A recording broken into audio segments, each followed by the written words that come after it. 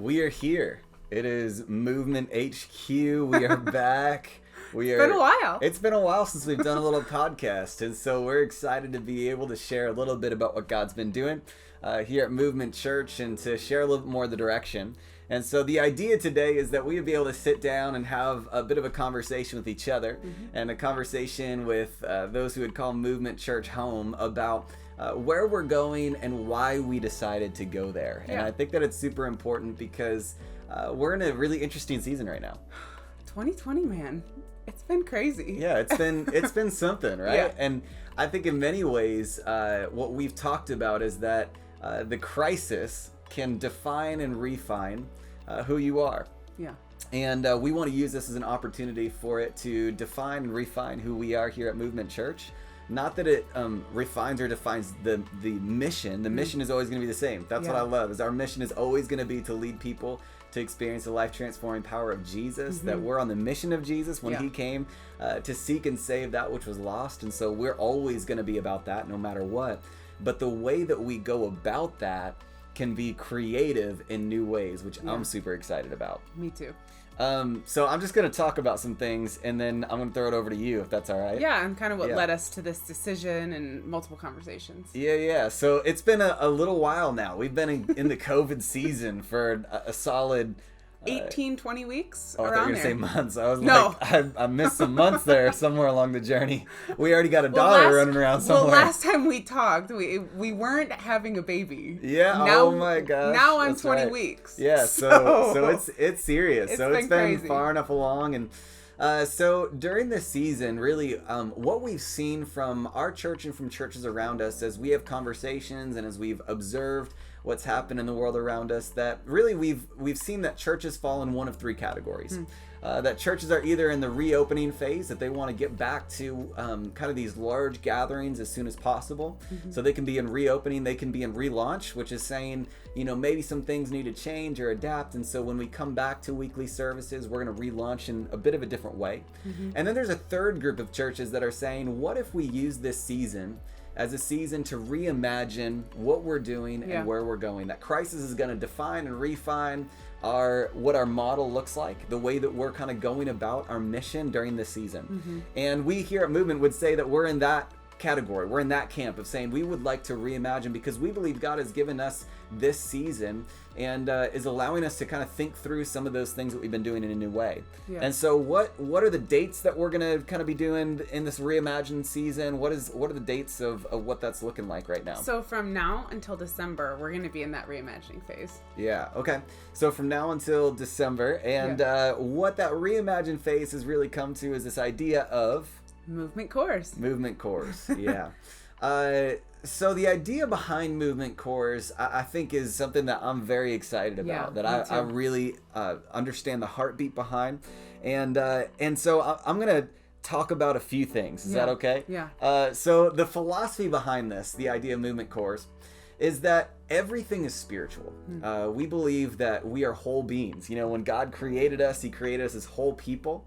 And that means that we don't tease out and say that there's, your marriage can improve, or your finances can improve, or your emotions can improve without having improvement in your spiritual life. But we believe that when you do begin to submit those things to God in your spiritual life, that everything starts to change. Yeah, I love that as the way I picture it, because I'm a visual person, is a lens. So the everything is spiritual lens means that everything is the same in the sense that finances aren't separated from God, or our work is not outside and faith is just over here in this little bubble, but it's actually the lens that we see everything through. Yeah. So it's the interconnected web that all comes back to spirituality. And with that, and the season that we're in right now, what we believe that God is calling us to do is to begin to dive into our spiritual journey in a new way. And to begin to look at the root of our faith and say, how can we grow? How can we allow God to continue to mold us and shape us to look more like Jesus? We're always going to say that we want to be imitators and influencers here at Movement, that imitators look like Jesus, influencers talk and they influence the people around them like Jesus. And so really, I think that Movement Course are going to look and kind of meet people in 3 different places. Yes. And I'm going to talk about the first one, and then I'm going to hand off to you for the second one. But the first group of people that I think Movement Cores is really going to speak to in hopefully a new way are people who are new to faith. Or who are maybe even interested, like they're curious about the idea of faith. And the reason why that's so close to my heart is because I was one of those people. I grew up, and I actually grew up in a home that had faith that was a part of that. But I always had so many questions about Christianity. I had so many questions about, was Jesus who he said he was? How do I know how to read the Bible? What is prayer all about? And I remember having some of these hard questions, and it felt like many times there wasn't a safe place to have some of those discussions. And it felt like sometimes I would go to friends and other people, and they would say, well, listen, just have more faith. And I would be like, man, if I could just have more faith, I would already do it. What I have is not more faith. I got more questions. Yeah. And so maybe you're here today, and maybe there's somebody that you know, or maybe you're somebody that you have questions about faith, and you're wondering, what is this whole thing about? What is this Jesus thing about? And we want Movement Cores to be a place where you can come and not simply be talked at. I think that's important, because really most of the time when you attend a large weekend gathering, you get talked at. And we want to have a dialogue with. That's good. We want to be able to have times of discussion, to be able to ask questions and grow in our faith. And, there might be a couple of questions that maybe somebody would ask that I say, you know what, I don't know the answer right now, but I'm going to come back to it. Got all these books here to do I some research. got some books, and I'll do some research. I'll come back to it. So the first group of people that we would say is great for Movement Cores is kind of the people who would say they're seeking. They're looking for something. They're looking for some answers. And they're kind of starting that spiritual journey. And so that's a great place for those people to be.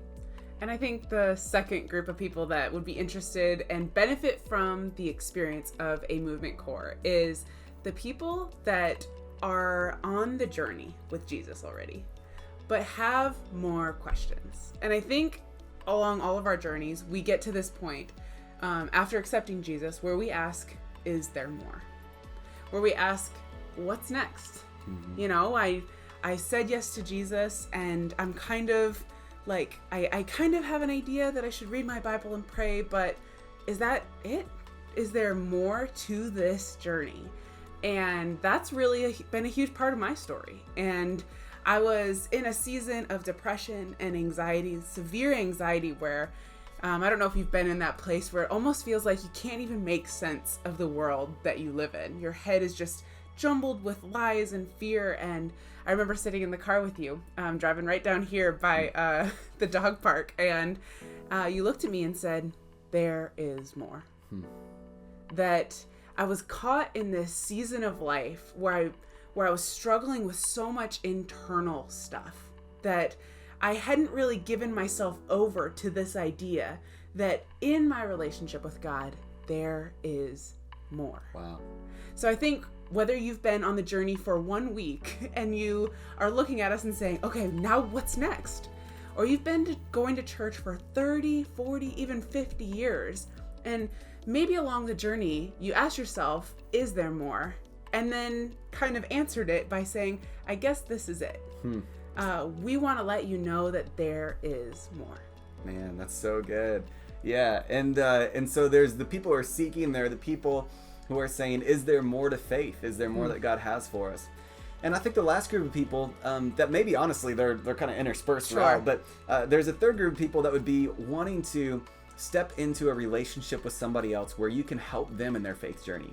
And for me, as I think about my call to ministry, maybe some of y'all don't know why I feel called to ministry and where that came from, but I was in college at the time, and I'd just gone through a really difficult season in my life. I was thinking about walking away from the faith. I was thinking about whether or not life was worth living. And so I remember getting to that point of just saying, God, I need to know if you're real. And after God really revealed himself to me in an incredible way, someday I'll share more about that story. But he revealed himself to me, and I realized that I didn't want to be the only one who experienced that. Wow. And so there were some other guys on campus that I didn't know what to do. And Sure. so there was this coffee shop called Tim Hortons Coffee Shop. It was For like the those Starbucks Canadians. of Canada, you know. And so we kind of got down to Tim Hortons, and I was like, let's go out to coffee.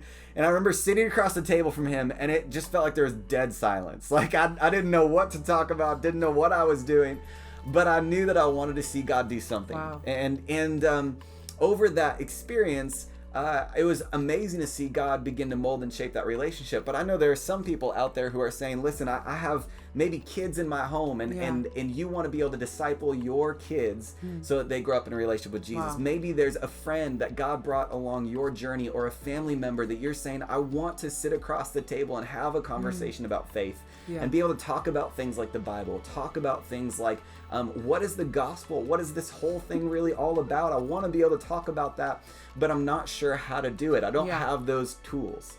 And so maybe that's you. And so we kind of talked about the why we're doing movement cores. We talked about the who movement cores are for. And I want to talk a bit about what really we're going to do in movement cores. Yeah. So do you want to share a little bit about maybe even how we got to the idea behind that? Do I get to share about like this cool new thing Yeah, that is happening in our life? Yeah, I've been talking enough. I think they want to hear from you. I just sure. wanted to make sure. Yeah. So we have been really praying for a space. And as Movement Church, you know, we're mobile, and we've been praying for a space, a building. And little did we know God was going to answer that in a way that we didn't expect. so, So- like he always does. Can yeah. I just say that? Like, you think that you know. Right. But your God's like, hey, I got you. I got something else in store. Yeah. So what he decided to do in this story is actually give us a house to live in. And if you've been over to our apartment / condo townhome, you know that it's been a great place for us to live for a little bit, but it's not great for entertaining, and it's not great for having more than about 5 to 6 people over, because it's just not big enough. And we didn't know, that God would answer this prayer in this way. But starting tomorrow, we're getting the keys to a house with a big yard, a big entertainment space that God has absolutely blessed us with. It is like a crazy story, and we'll have to tell you more details about it. But this is going to be an opportunity where people can actually come to our home. You know, I love that we've been scattered all over the Chippewa Valley doing ministry in home churches, and we've heard amazing stories about that. But man, I miss y'all. We do. And I want you in my home so Yes. we can just see your faces every week and do life together. So that's a little bit part of that. We're going to be sharing a meal. We're going to be sharing a meal on Saturday night, and we're going to be sharing a meal on Sunday morning, and diving into this discussion of faith. Yeah, and so it's going to be groups of about 15 people who come together. And really in our processing of like, man, what would be beneficial for each of those groups of people during this season, of people who are seeking, people who are asking, is there more, people who are looking to be able to disciple somebody else. We thought, what if just like you need a toolkit to be able to build a house? What if in building your faith, you need a faith toolkit? And we were trying to think of different ways to be able to say it, but I feel like it's the clearest way to be able to say it is, what if there were tools that you could use about understanding how the Bible works, about understanding how to pray, about how to share the gospel with somebody, or how to share your story with somebody? What if there was a toolkit For wherever you are on the journey. that wherever you are, you can apply these tools to your life?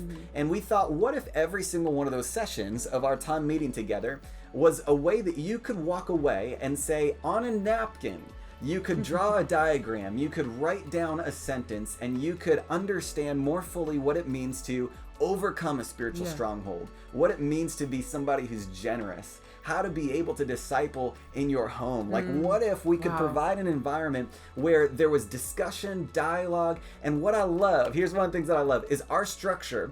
So we're going to have a meal.